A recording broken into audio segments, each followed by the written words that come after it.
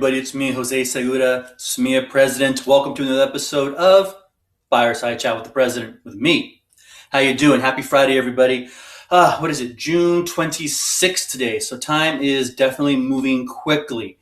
And so let's get to it. In this episode, we're going to talk about Samia Gear. We're going to talk about Samia members on district committees, summer learning for free, the school board presentation on school reopening, the school board budget presentation.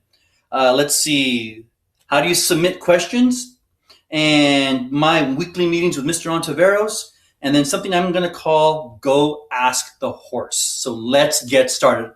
Let's start off with Samia members on district committees. I've been getting a lot of questions about this, especially after the board meeting on Wednesday, when it was discussed that there is a district-wide committee made up of our members, one from each site, and the questions have been coming a mile a minute. Who are these folks? How were they selected? And on and on and on. And to tell you the truth, I don't really have a good idea. Well, I shouldn't say. I know how they were selected. They were selected by their site administrators. But what criteria was used by those site administrators, I have no idea. And so here's what I'm going to say about all of this. If you're on one of these district-wide committees for school reopening, whether you're on a small subcommittee or you're on a larger committee, I ask that not only are you viewing what's occurring in front of you and what the conversation is about through the lens of a classroom teacher or an educator, but also viewing it through the lens of a union member. We have contracts, we have EDCO, there's a lot of things, and we assume that our district is not intentionally going to violate any of these. But there's no doubt that what's going to happen in the fall, regardless of what that looks like, it's going to be different from what our current contract language says about what our school day is and what our school day is like. And so we want to be in a position to bargain those changes if need be, so that when we do start on that first day of school, that everything's in place and that everybody's on board with the same information, with the same guidelines, and we're all moving forward collectively. So just something I want to put out there. If you're on one of these district-wide committees, I'm just asking that you are able to switch back and forth or have a conversation from the lens of a union member as well as the lens of whatever curricular area or subject matter it is that you provide to the district. All right? Thanks a lot for that. Next is Samia Gear. So this last chance for romance. Samia Gear store closes on June 30th. There's a link in the email that this video was attached to. Go back to that. Click on that. Get your Samia Gear orders in ASAP. That's all I got to say about that. Lots of great stuff to order. All right, let's move from there to learning, summer learning for free. So if most of us, if not all of us, have seen the emails coming out of curriculum and instruction regarding summer learning opportunities. Lots of cool little hour and a half, hour, 15-minute trainings and workshops on things like Flipgrid and Google and all kinds of stuff. I want to make sure that you all understand that you're not being paid for this time. The district is expecting you to volunteer your own time to attend these trainings. So what does that mean? Well, the obvious thing, it means that you're not going to get paid, which is really, really, really different from what we've done in the past. Traditionally, our teachers have always been paid for summer trainings, whether it's week-long events or single-day events or even an hour-long event. And so this is a decision made by the district. They did not consult with the association at all. There was no conversation between the association and the district about any of this. So we didn't agree to it. We're not down with it. We don't think it's appropriate. We feel like as education professionals, when we are out there accessing professional learning that's being provided by our employer, especially if it's areas in which there's an expectation that we're going to become proficient at, then it makes sense that our employer pays us for that time, or else provides that training during the time they're already paying us, which is our regular work year. So just so you're aware, the district is not intending on paying any of you for any of that time. And I just confirmed that today, the same day I'm shooting this video, which is June 26th. And because they're not paying you for any of this time, and because it's your own time, you cannot be held responsible for the outcome of the trainings or the learning involved in any of these trainings or workshops. So when school starts back up in the fall, you can't be expected to be proficient at something like Flipgrid, for example, simply because a voluntary training was being offered in the summertime. All right, so as long as we're on the same page with that, that's awesome. If you have questions about any of that, get a hold of me. Let's keep on going. All right, next thing, let's talk about the school board presentation on school reopening that was provided by Melissa Dutra at this just past Wednesday's school board meeting. Now, there was a lot there, so I really, really encourage you, if you didn't actually watch the presentation, go back to the email that this video was attached to, and there's two school board presentation links. The first link is to the entire school board meeting. It's been archived on YouTube, so you can watch start to finish the entire event. If you just want to watch this segment on the school reopening, then go to the second link that's on the email, and it's queued up. It'll take you right to the portion of the school board meeting that included this particular presentation. And so some key takeaways from that presentation.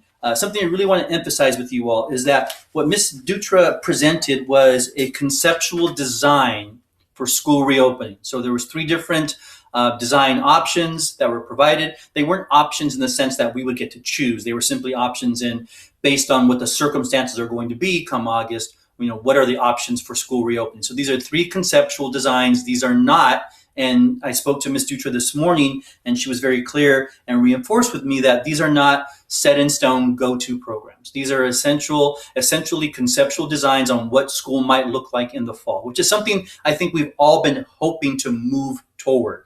As we know, there's an ever-evolving set of circumstances that are defining how we can reopen in the fall.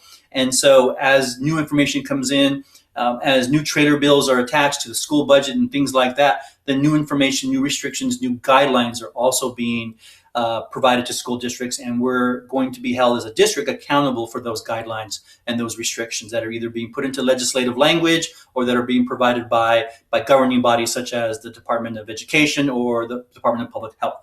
And so I really encourage you to go back to that and take a look at that. The big one that folks were asking about is this A-B design, where students go to school every other week.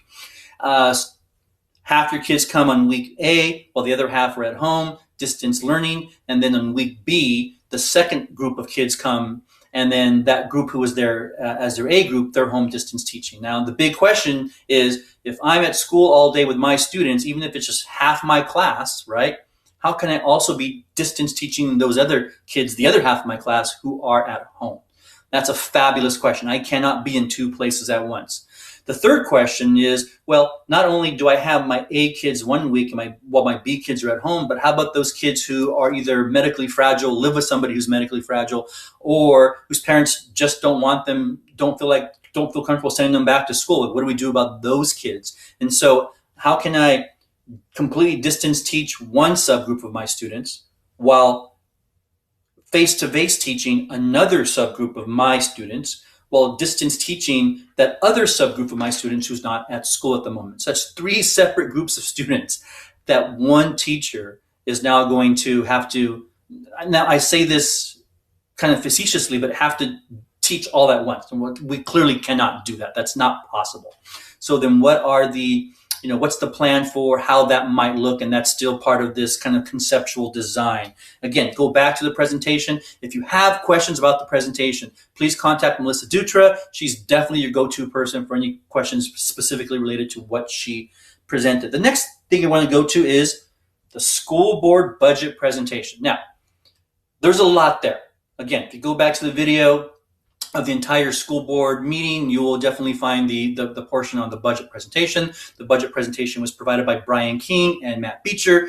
The key takeaway from the budget presentation is two things. One, the district created a budget proposal and approved a budget for next school year based on the May revise. So when that May revise came in, that was where we started all hearing about the 8.3 to 10% cuts in public education and what that was all going to be about, right? The giant $54 billion state deficit. They base it off of that. Now, we know, because a budget was essentially agreed to on Monday by the legislators and the governor, that there won't be any cuts to funding for public schools for the next school year. There won't be any additional money, but they're going to provide funding based on funding from this year that just ended. And so the board approved a budget based off of assumptions that no longer exist. And I got in Mr. Beecher's defense, he was upfront about that. And there will be a 45-day revise mid-August, July, August, that will address the legislative changes that have occurred between the May revise and when the final budget is approved. If we're going to talk about the state budget, so most of you hopefully by now know that the legislators and the governor agreed on a budget just this past Monday, which is awesome. And hopefully by the time you watch this video, it will have been signed by the governor after being voted on by the legislators. But that budget is super awesome for us. Remember, back in May, in the May revise, there was proposed cuts to education, actually proposed cuts across the board for all or most state agencies, right? Anywhere between 8.3 and 10%, depending on who you're talking to. Well, the budget that was agreed to provides no cuts to public education. Now, there's a lot of caveats to that and a lot of details of that, but essentially the agreement is no budget cuts for the 2020-2021 school year, which is awesome, right? Some other great highlights of that include, let me get to my notes here, right? So no cuts, no summer layoffs. And that's been a concern for a lot of you out there. You're calling me, you're asking me, you're emailing me, hey, I'm in this particular position. I have this is my job in the district. What are the possibilities of me being cut or laid off between now and the time school year starts, right? So if you ended the school year with expecting to return in the fall, you will return in the fall, right? So districts are not going to be able to provide, to put in place layoffs for the next school year, which is awesome. We love that, love that, love that. Also, the budget and some of the trailer bills that are attached to it allow for flexibility in the number of instructional minutes in a school day, right? So for elementary, it's like 36,000 to 54,000 minutes a year, right? That's kind of the TK8 range of minutes, instructional minutes for a school year. So the state's allowing flexibility for that, which is awesome. It allows for more learning models to be considered, but they're not allowing for flexibility in the number of school days. So students are still going to be required to be in school in one form or another for 180 days next year. So no flexibility in school days, but flexibility in the number of instructional minutes in the year, which means flexibility in each individual school day and how much of that time is going to be either distance taught or in face-to-face instruction. And so those are really some of the big takeaways. The last thing I want to add to that is that the additional trailer bills also include language about what distance learning is, right? That's something we didn't have before. We're on our own as individual districts deciding what distance learning meant, what were the rules of the road. Well, the language in the trailer bills allows for some distance learning guidelines. Love them or hate them, at least everybody in the state's working with the same rules when it comes to what distance learning is going to be like next year. All right. In case you're interested, that's my dog sleeping right there. She's my executive producer of all of my videos, and so she's there managing the situation. All right. So there's that. Part of Ms. Dutra's presentation on Wednesday, she talked about ways that individual members, right, the average Joe teachers, educators, educational support folks could submit questions. And so there were a few different ways to do that. So if you go back to the email that this video was attached to, you'll see links to some of those opportunities. They were often referred to as FAQ submissions, and they existed in several different places. To be fair, it wasn't super consistent in how these things were labeled or how you accessed these inquiry inputs, but I will go ahead and link that to you with a little descriptor so that if you have questions, you can submit them to the Curriculum and Instruction Department or Teaching and Learning, or you can also send your questions directly to the Tier 1 team. They have their own email address, and if you just start typing in Tier 1, it'll pop up in your district email. So there's a couple of different ways for you to submit questions. I'm still trying to figure out where all these submitted FAQ questions are housed as far as once there's a response to them. That part I can't find. And if you know where I can find that, please let me know and I'll share that with everybody. So I found where we can submit questions. I just haven't found a place where responses to those questions are being shared as actual FAQs, right? What are the frequently asked questions? Usually have the questions with the response and that folks can access, when they need to. So as soon as I find that out, I will get that to everybody. And then let's see, my weekly meeting. So there was a discussion Mr. Ontiveros mentioned in Wednesday's board meeting that him and I meet on a regular basis. And actually, he didn't say that specifically. He said there was Bijou Beltran, so she's the Assistant Soup of Human Resources, Matt Harris, who is the president of CSEA, Mr. Ontiveros, of course, our superintendent, and myself, the four of us. We started this just a few weeks back. I had been in a somewhat regular cycle of meeting with Mr. Ontiveros once a week and Ms. Beltran once a week. And it was kind of like my regular schedule. And Mr. Harris from CSEA had his own similar schedule where he was meeting regularly with the superintendent and the assistant soup of human resources. And so essentially what we did is we combined those meetings into one so that the four of us can meet on a regular basis, on a weekly basis. And that meeting occurs Tuesday mornings at 8 a.m. And so over the past several weeks, those meetings have not really been about decision making because that's just wasn't the direction it was going. So if you think that I'm meeting with them and we're coming up with solutions and stuff, really none of that has happened. Really it was about information sharing.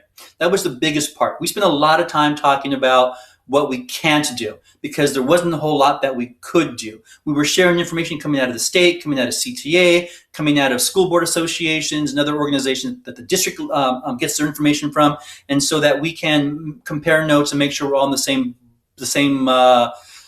page. We clearly were in agreement that no plan to reopen schools could really even begin in earnest until we understood what the budget was going to be like, what any legislative changes were going to be like. For example, changing the number of instruction or having flexibility number of instructional minutes, and what the safety requirements are going to be coming out of their CDE and the Department of Public Health, the State Department of Public Health. And so those are all key factors. Now we have pretty much all those elements, right? When the state budget is passed, which hopefully will be sometime today, we'll have a budget. That budget will include some legislative actions so that we know what our kind of restrictions and guidelines are. We've already gotten the California Department of Education's guidelines, which I've shared with you. We also have the Department of Public Health guidelines, which I've shared with you all. And so really those are the key factors, and almost every piece is in place. And so those conversations can really begin in earnest about how do we open our schools up in a way that makes sense. And I got to tell you, the priority has to be safety. And that's a big part for me. And we talk a lot about that, especially in my weekly meetings with Mr. Ontiveros, Mr. Harris, and Ms. Beltran, is safety has to be the number one priority. Whatever that means, that it has to be. And we have to know as employees that we're returning to as safe as possible an environment. And we have to be able to look our parents in the eyes and our students in the eyes and tell them that we have provided them with the safest possible environment for them to learn.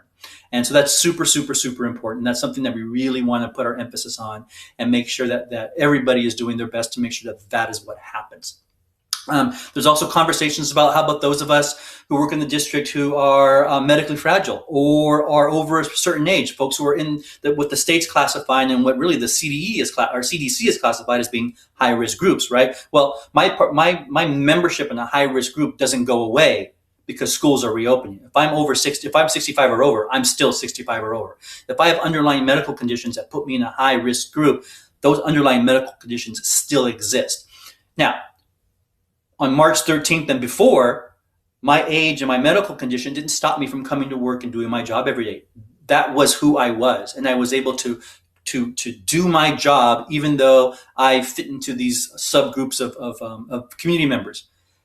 Fast forward to now, I'm still me. I'm still my age, and I still have my same medical history, but now the world around me has changed, and the restrictions are being put on districts and schools based on what the world around us is saying, not any changes to me. I didn't get sicker. I essentially didn't get significantly older. I didn't acquire any new illness or disease that makes me at a higher risk. I'm still me.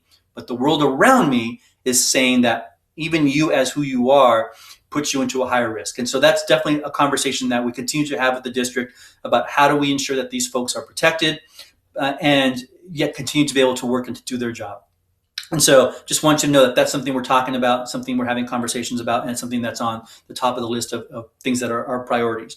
And then the last thing I want to talk about is something I'm calling Go Ask the Horse. And it's probably a horrible title for a segment, but we always talk about things like, getting it from the horse's mouth or hearing it straight from the horse's mouth, right? That's all about getting information from a source instead of going through a second or third or a fourth party, getting the information directly from the source. And so I'm encouraging you all. Go. 3, 2, 1. So I'm encouraging you all to do just that. If you hear something, for example, watching the school board meeting presentation, I encourage you to call up that person or email the person who made that presentation, who provided that information, and ask your questions directly to them.